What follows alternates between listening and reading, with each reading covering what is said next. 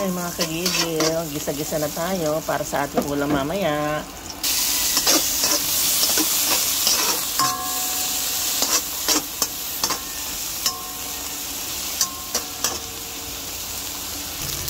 Lagyan na natin ating Baguio beans.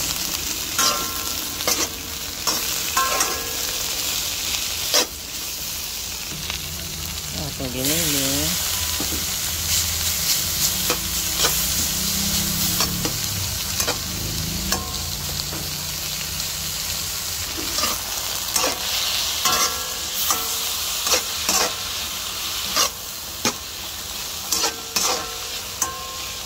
Bango.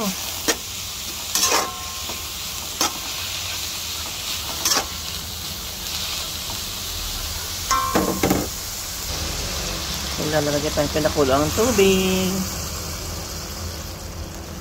Yan, simmer yan for about 15 minutes. Lagay tayo ng 4 cubes. Yan. Tikman na natin yung ating sabaw.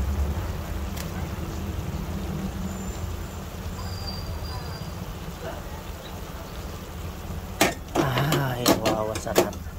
Ayan yung natin to.